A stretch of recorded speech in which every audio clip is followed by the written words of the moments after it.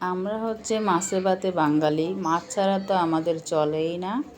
এই কথা বলছে আমার হাজব্যান্ড আবার মাছ ছাড়া ভাত খেতেই পারে না, তাই আর কি। তো আবারও চলে আসলাম নতুন রান্নার ভিডিও নিয়ে। কি রান্না করবো আর কি গল্প করব ওইটাই আপনাদের শেয়ার করতেছি। 2 রকমের মাছ রান্না করতেছি, ঝোল করব, সাথে দিব এই যে ধুন্দুল তরকারি, পাতলা করে রান্না করব। কি মজা লাগবে দেখতেই থাকেন। মাছগুলো একদম পরিষ্কার করে নিয়েছি, এখন এই যে ভাজা শুরু করে দিয়েছি। আজকে নতুন করে রান্না শুরু করেছি এই যে মাছের মশলা দিয়ে। আর কখনো আমি খাই নাই, কিন্তু আজকে রান্না করে খেলাম, খুবই টেস্ট। আসলে আমরা মেয়েরা কোনোটাই জানি না।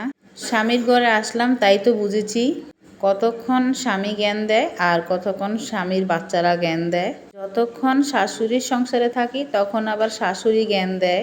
আসলে আমরা মেয়েরা জ্ঞান বুদ্ধিহীন, তাই না হলে এই যে স্বামী জ্ঞান দেয় তাও সহ্য করে নিতে হয়। অথচ যে তাদের জ্ঞান কম তারা তো জানে না।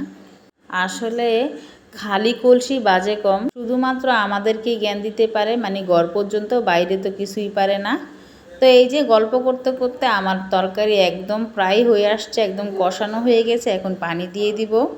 পাতলা করে মাছ রান্না করা যে কী যে মজা, শুধুমাত্র আজকে আমি রান্না করে বুঝেছি যে অল্প কেরামতি, তাই তো আজকে রান্না করে খেয়ে নিলাম, কি মজা।